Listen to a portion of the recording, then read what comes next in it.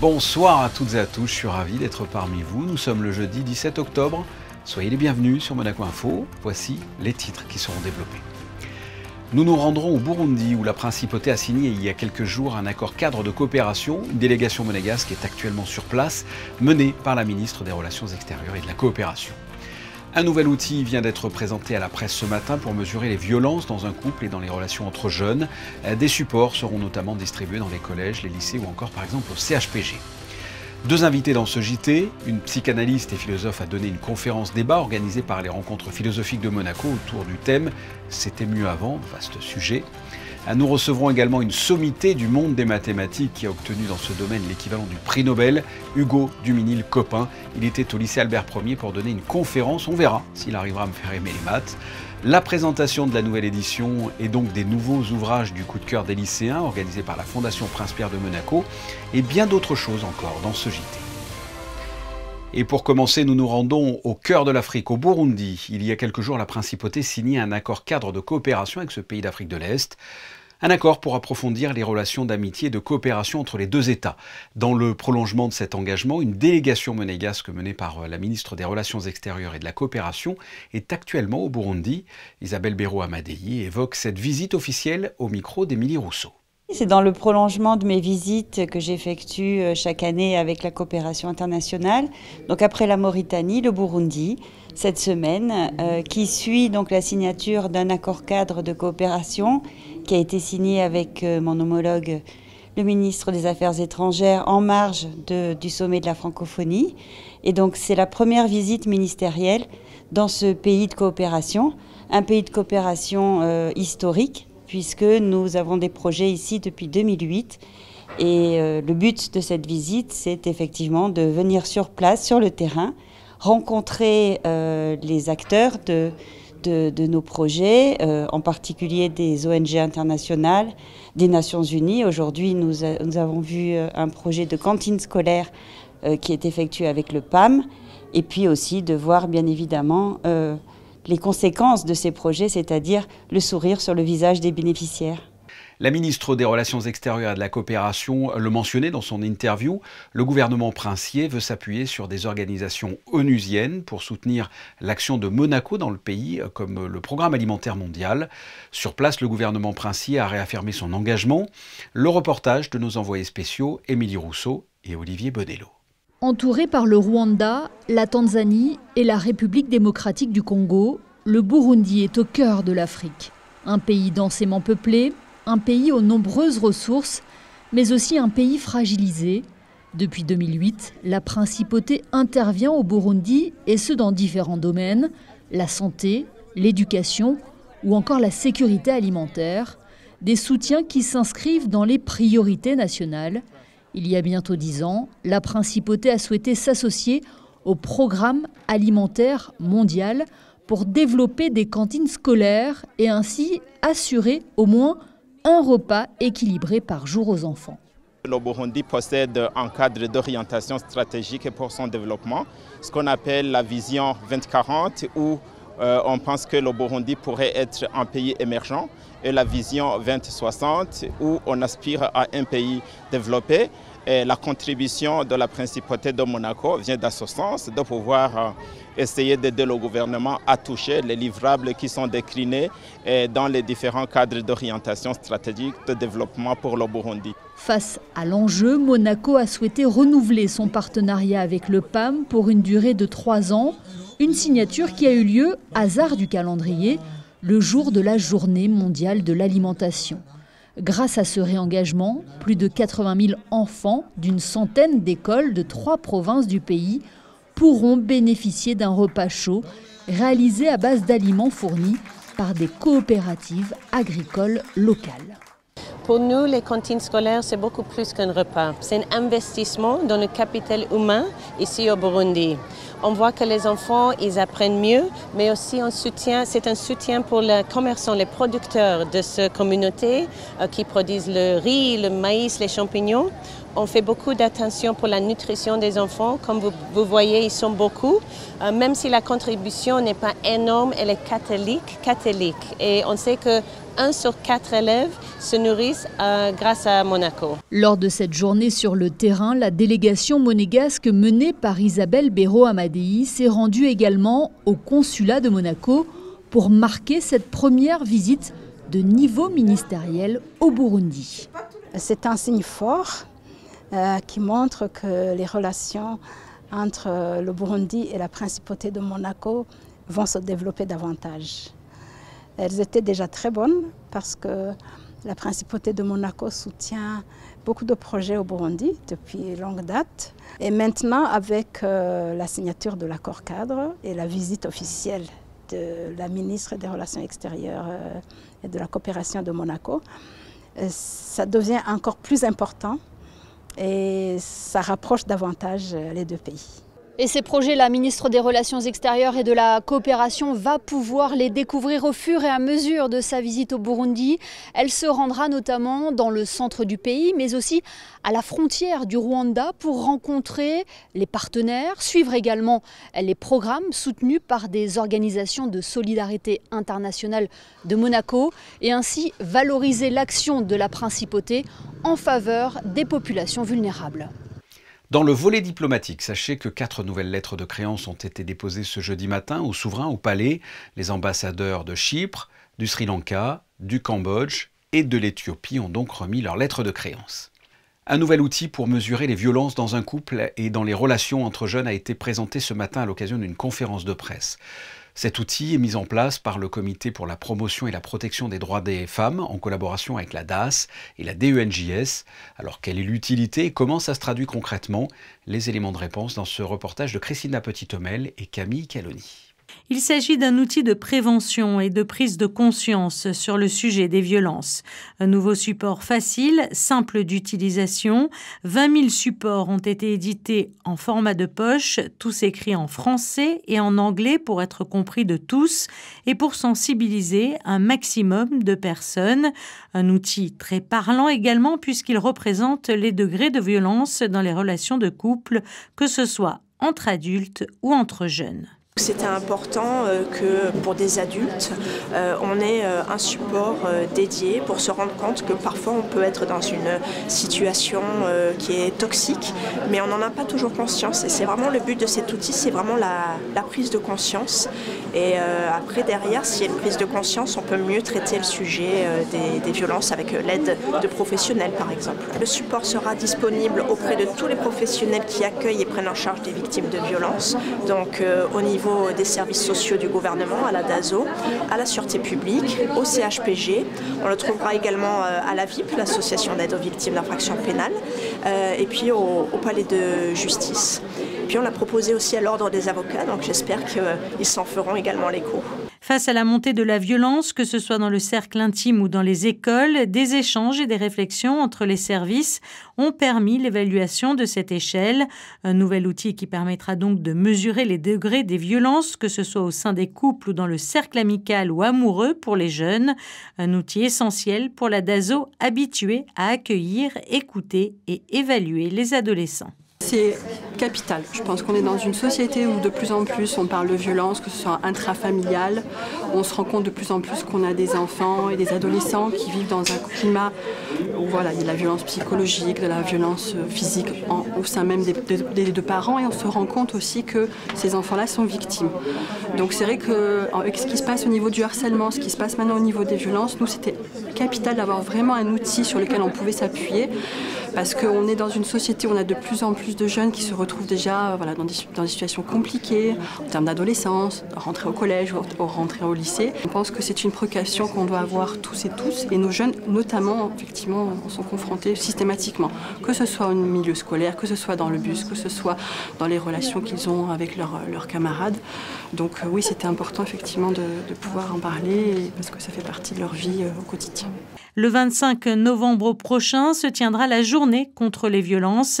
À cette occasion, ce nouveau petit support sera présenté durant le mois aux jeunes dans les établissements du secondaire en principauté.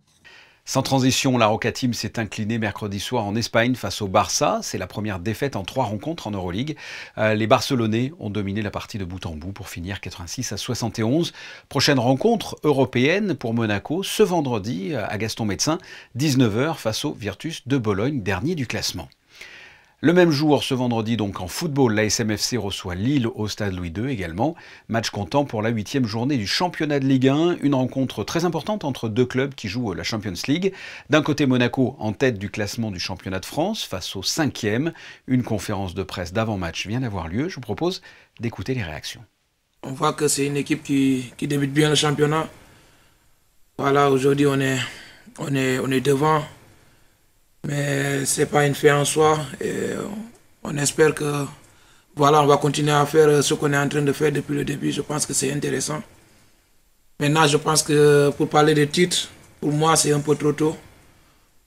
Peut-être en avril ou mars-avril, si on est dans la même position, peut-être là, on pourra se prononcer. Mais là où on est, je pense que c'est mieux de se concentrer sur ce qu'on est en train de faire, tout d'abord. Et voilà, on verra la suite, comment ça va se dérouler. Tomorrow, Radek is back in the goal. We change. Fact is, we started really well this season. Better than last season. I think at the same time we were also in the first place, but we have 5 points less. With both competitions, we are unbeaten. We have to continue our results, but now you can see the big opponents are coming. For me, Lille is one of the best teams in the league. They're also a Champions League team. And when you remember the last game here, when we won 1-0 against them, it was a hard game. It was a decisive game for us. And especially we can expect also tomorrow night a big clash against Lille. Combien de fois vous l'avez entendu, ou vous l'avez même prononcé, cette fameuse phrase assez réac, c'était mieux avant? Eh bien, nous allons philosopher là-dessus, si vous le voulez bien, avec notre invitée. Elle est chercheure en philosophie politique, psychanalyste et professeure à l'École des Mines. Elle participe à un débat organisé par les Rencontres philosophiques de Monaco, débat qui aura lieu dans quelques minutes au Théâtre Princesse Grace. Cynthia Fleury, bonsoir. Bonsoir. Je l'ai dit précédemment dans ce JT, l'équipe de basket de Monaco a perdu son match hier, mais avait gagné la rencontre d'avant. Du coup, je vais clore les débats tout de suite. C'était mieux avant, finalement. J'imagine que c'est peut-être un peu plus complexe que ça, hein, la conférence que vous allez donner dans quelques instants. Quel message vous voulez faire passer, justement ? Vous savez, en philosophie, on essaye de ne pas avoir des messages avant la discussion, la disputatio, etc. Ça sera donc là, on va essayer de déplier cette question de c'était mieux avant, de vérifier le caractère objectif ou pas de cette question. Est-ce que c'est des biais émotionnels, cognitifs qui nous font dire c'était mieux avant? La réponse est un petit peu oui quand même. Ouais. Est-ce qu'il y a une condition nostalgique humaine, bien sûr. Donc voilà, avec une conscience de l'irréversibilité. Mais justement, le c'était mieux avant. Je vais être vulgaire au risque de choquer, mais est-ce que c'est pas finalement une phrase de vieux con, c'était mieux avant? Alors, c'est souvent ce qu'on dit, au sens où on dit souvent que c'est la part réactionnaire de soi-même. Ouais. Mais c'est vrai que c'est la part qui résiste à l'inédit, c'est la part qui résiste au nouveau, c'est la part qui résiste au changement. Parce que c'est toujours plus simple malgré tout, on a ses habitudes, et plus on va vers l'âge, souvent moins on a une capacité d'adaptation. Voilà, c'est ça. Est-ce que c'est pas tout simplement une fracture entre les générations ? C'est souvent une fracture entre les générations, mais en même temps, il ne faut pas tout de suite dire ce n'est que ça. Parce que l'histoire n'est pas que linéaire, elle n'est pas que l'histoire du grand progrès social. Il y a aussi des grands moments de relents ressentimistes. Voilà, il y a des périodes dures. Il y a des périodes réactionnaires au sens collectif du terme. Et oui, vous pouvez tout à fait dire à ce moment-là, c'était mieux avant. En tant que philosophe et psychanalyste, comment vous analysez justement ce phénomène du c'était mieux avant, que l'on préfère comme ça les choses du passé, alors que finalement, faut le reconnaître, on vit des choses incroyables maintenant. On vit des choses incroyables, mais comme je vous dis, en tant que psychanalyste, très souvent, c'est les questions de biais émotionnels et cognitifs. On appelle ça le biais de négativité, qui est plus simple, en fait, c'est la perception la plus simple d'être critique, d'être sceptique. C'est d'abord un mécanisme de défense Donc, je veux dire, c'est aussi pour survivre. Et puis, c'est des biais, effectivement, qu'on appelle des biais d'accumulation, des effets d'accumulation qui fait que vous êtes plus enclin à apprécier ce que vous connaissez déjà. D'accord. Donc, déjà, tout ça, ça fait que physiologiquement, vous êtes emmené vers le fait de préférer ce qui existe déjà. Voilà. Et ensuite, après, en revanche, voilà, il faut développer cette appétence à l'inédit. Alors c'était mieux avant, c'est mieux après. Est-ce que c'est finalement pas tout simplement un éternel recommencement? Moi je me rappelle de mes grands-parents qui ressentaient ce sentiment du c'était mieux avant. Moi j'étais dans la modernité donc j'étais pas d'accord. Maintenant je suis peut-être un peu plus réactionnaire parce que j'ai pris de l'âge et je trouve qu'effectivement il y a des choses qui étaient mieux avant, mais est-ce que c'est pas tout simplement un éternel recommencement? Ben oui, vous avez raison. En fait, on vit dans un temps, on croit qu'il est linéaire, mais en fait, il est aussi cyclique. Et donc, oui, il y a des choses qui sans cesse recommencent, ne serait-ce que les éléments naturels, saisonniers, etc. Donc ça, voilà. Et puis, chaque génération découvre. Donc, si vous voulez, c'est un éternel recommencement au sens où, quand vous êtes jeune, vous découvrez qu'est-ce que c'est que d'être jeune. Puis vous allez avancer comme ça, et donc à chaque fois, vous réinventez un petit peu ce qui a été fait avant vous. Donc, éternel recommencement et en même temps, progression historique. Voilà, on manie les deux dynamiques qui sont... où d'une certaine manière, il y a toujours cette traînée mélancolique, et en même temps, il y a quand même une capacité d'étonnement. Alors, en tant que psychanalyste, est-ce que c'était mieux avant? Est-ce que ça se soigne? Est-ce qu'il y a des personnes qui sont tellement réactionnaires, qui aiment tellement le passé, qui en deviennent malades? Bien sûr, bien sûr. Et justement, ce qui est très intéressant de voir qu'on n'a pas besoin d'avoir un passé heureux pour aimer son passé. Et donc, c'est là où on voit vraiment la question des biais émotionnels et cognitifs, c'est-à-dire qu'on peut avoir eu la pire des enfances. On a en fait, ce qui nous fait mal, ça reste de la nostalgie quand même. Mais ça reste de la nostalgie parce qu'en fait, la nostalgie, c'est un mal d'irréversibilité. Et donc, ça veut dire que ce qui a été n'est plus. Et ça, si vous voulez, même si ce qui a été était pas extraordinaire, il y a un phénomène de familiarité et on sait très bien qu'on avance vers la mort. Écoutez, Cynthia Fleury, merci d'avoir répondu à mes questions. Merci à vous.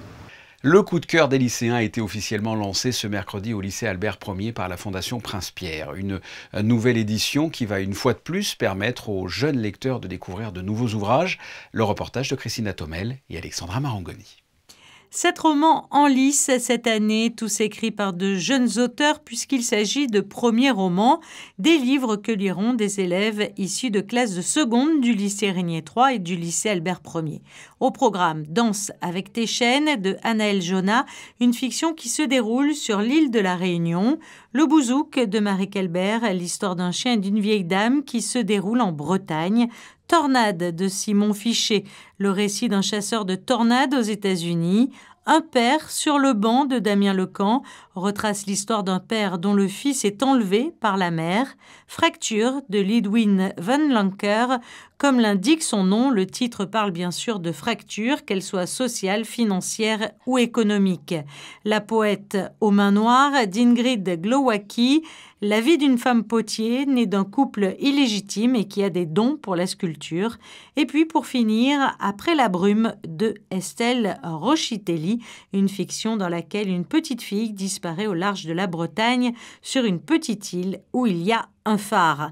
Des romans qui promettent donc de belles découvertes niveau lecture, une grande responsabilité pour les élèves qui auront la lourde tâche de départager les auteurs, mais qui se sentent néanmoins privilégiés de pouvoir participer à une telle aventure. Je pense que je vais les départager en fonction de celui que j'aurai le plus apprécié, même si je pense qu'ils sont tous bien, mais en fonction de mes goûts à moi. Et je dirais lequel m'a le plus plu. Depuis que je suis toute petite, j'ai toujours adoré lire et ça me fait voyager et c'est aussi ça qui m'a appris beaucoup de choses. Du coup, j'aime beaucoup la lecture, c'est quelque chose qui fait vraiment partie de ma vie. Après avoir lu ces ouvrages, au mois d'avril, les lycéens devront sélectionner 5 romans parmi les 7 en lice. Au mois de juin, ensuite, ils pourront, comme chaque année, rencontrer les auteurs. Des moments toujours très émouvants et qui séduisent autant les lecteurs que les auteurs. C'est un moment important, le plus important pour eux, me semble-t-il, plus que la remise du prix pour le lauréat, puisqu'il n'y en a qu'un qui aura le prix, évidemment.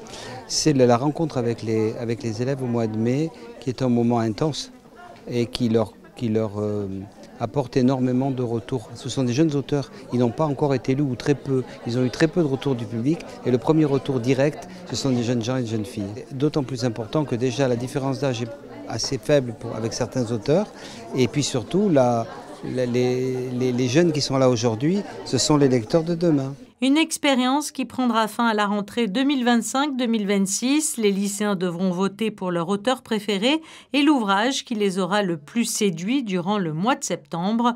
L'auteur gagnant recevra ensuite le coup de cœur des lycéens à l'occasion de la cérémonie de proclamation des prix de la Fondation Prince-Pierre au mois d'octobre.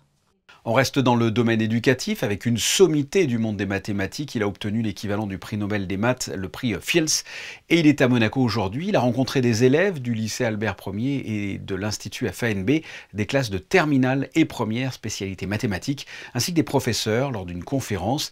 Et nous sommes avec lui, Hugo Duminil-Copin. Bonsoir. Bonsoir. Déjà pour commencer, qu'est-ce que c'est que cette idée que d'aimer les maths? Comment peut-on aimer les maths? Vous savez, les mathématiques, c'est beaucoup plus ludique qu'on ne le pense. On a souvent en tête ce qu'on a fait à l'école, mais ça va bien au-delà de ça. D'accord. Les mathématiques, c'est par exemple essayer de comprendre une énigme, c'est essayer de la résoudre, c'est jouer avec son cerveau. Et là, on peut avoir beaucoup de plaisir à le faire. Bon, vous avez vu, là, je suis entré quand même dans le vif du sujet, mais honnêtement, je vous l'avoue, j'ai beaucoup souffert dans ma scolarité avec les mathématiques. Je suis plus littéraire, et encore. C'est quand même honnêtement compliqué, et c'est parfois de la souffrance, les mathématiques aussi.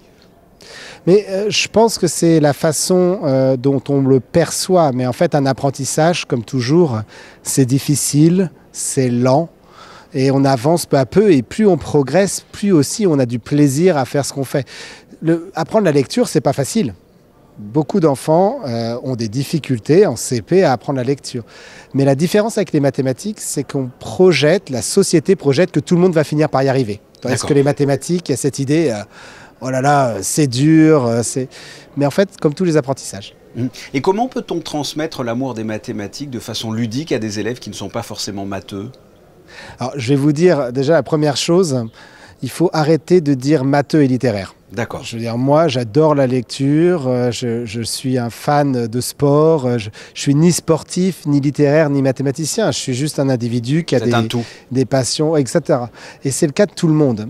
Donc, il ne faut pas classer. Une chose qui est difficile, pour les enfants, c'est si on leur dit qu'ils ne sont pas matheux.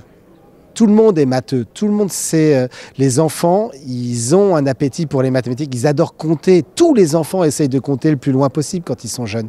Donc le but, c'est de ne pas détruire leur envie plus qu'autre chose. D'accord. Quand j'ai préparé l'entretien, on m'a parlé de la méthode de Singapour et que c'était révolutionnaire, que c'était une super méthode pour apprendre des maths. Je ne connaissais pas du tout. Qu'est-ce que c'est ?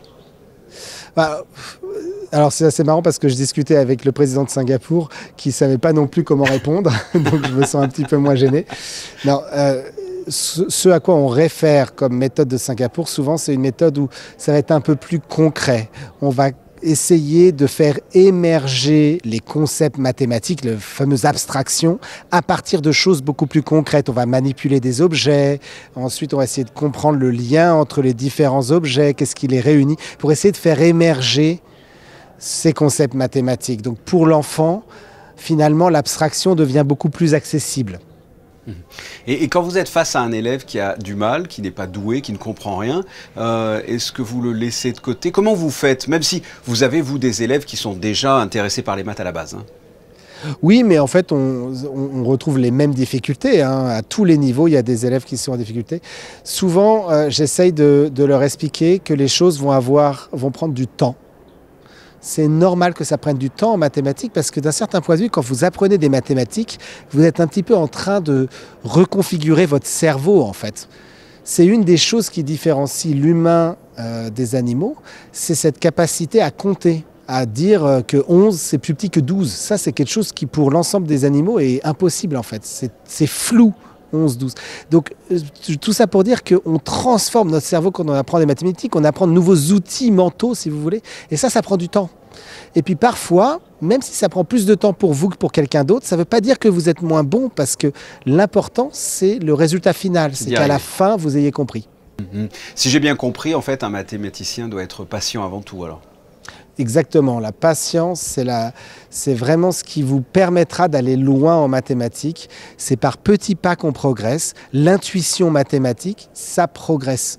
Moi, je ne suis pas né avec une bosse des maths qui fait que je comprenais tout, toute ma scolarité. J'ai appris peu à peu, j'ai amélioré peu à peu mon intuition mathématique. Il faut être patient.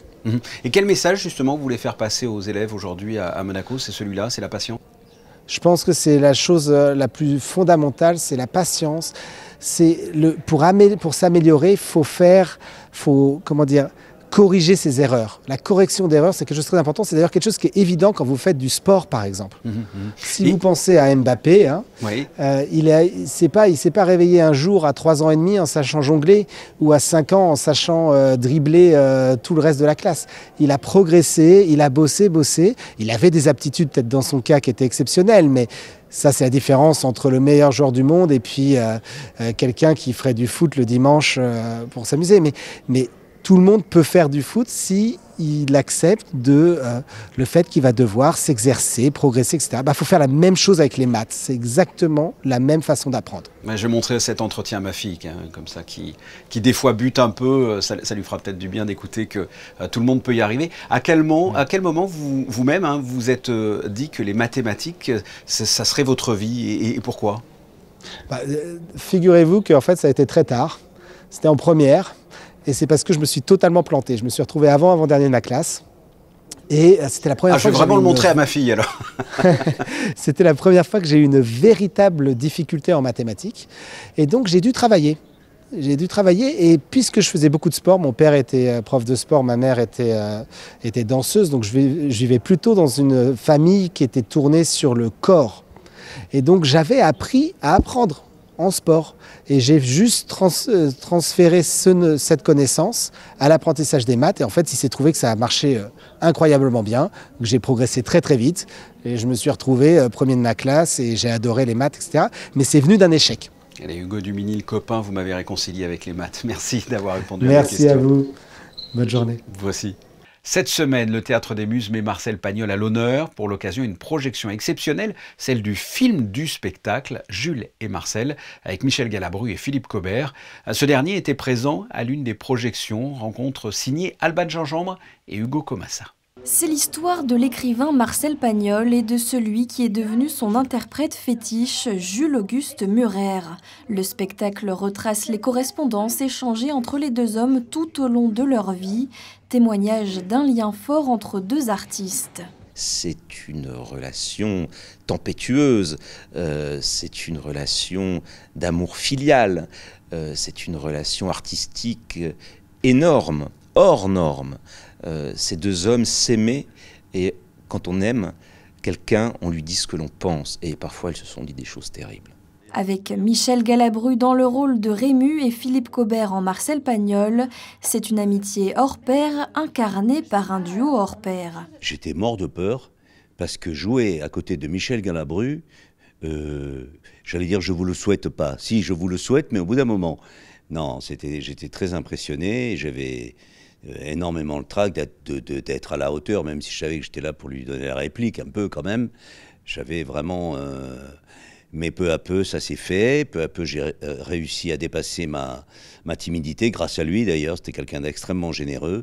Je me suis même laissé contaminer par sa façon de jouer. Et à la fin, vraiment, on s'amusait beaucoup tous les deux. Aujourd'hui, l'œuvre de Marcel Pagnol continue de vivre à travers le temps. L'œuvre de Pagnol, c'est pas qu'on continue, c'est qu'elle est immense. C'est une œuvre littéraire, théâtrale, cinématographique, à nul autre pareil. De toute façon, à quelque époque qu'on le lise, il parle d'aujourd'hui. Alors bien sûr, quand on est Marseillais, comme c'est mon cas, c'est encore plus vrai, c'est encore plus profond. Tous les enfants du Midi ont deux enfances, ils ont la leur et ils ont celle de Marcel. C'est pas seulement une captation, c'est un film d'Élie Chouraki, il faut quand même le noter. Filmer une pièce de théâtre, c'est lui donner la vie éternelle. Parce qu'une pièce de théâtre, elle meurt. Sa dernière, c'est sa mort. Mais le cinéma, Et ben, voyez, moi j'y crois pas dans la vie, mais dans l'art j'y crois, c'est la vie éternelle. Une dernière projection du spectacle Jules et Marcel est programmée au Théâtre des Muses ce samedi à 16h30.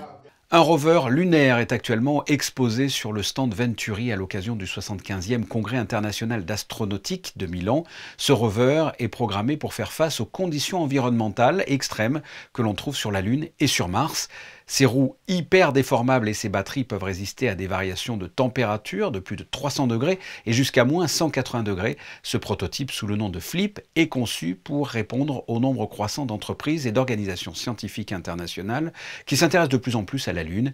Ces technologies ont été conçues et développées par Venturi Space dans les installations situées à Monaco, en Suisse, en France et aux États-Unis. Éclat d'art, voici l'exposition présentée en ce moment dans la galerie du boulevard d'Italie Espace 22. Ce sont en tout 9 artistes avec des techniques et des styles totalement différents. Tissage, peinture, photographie, sérigraphie, céramique, sculpture et autres.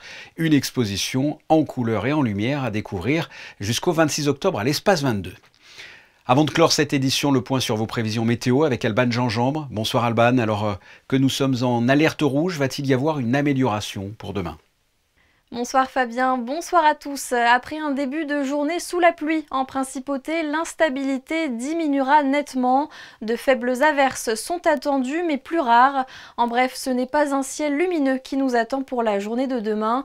Côté température, le thermomètre affichera 17 degrés le matin et jusqu'à 19 degrés l'après-midi. En ce vendredi 18 octobre, nous fêterons les Lucs. Comme le veut la tradition, on se quitte avec les photos de fin de journal consacrées ce mardi au coup de cœur des lycéens dont on a parlé dans ce journal et organisées par la Fondation Prince-Pierre de Monaco. Ce sont des photos de Manuel Vitali. Merci à tous de nous avoir suivis. Vous retrouverez demain 19h et c'est une première pour elle. Soyez nombreux. Sarah Inkari à la présentation. Je vous souhaite de passer une excellente soirée sur Monaco Info. Au revoir.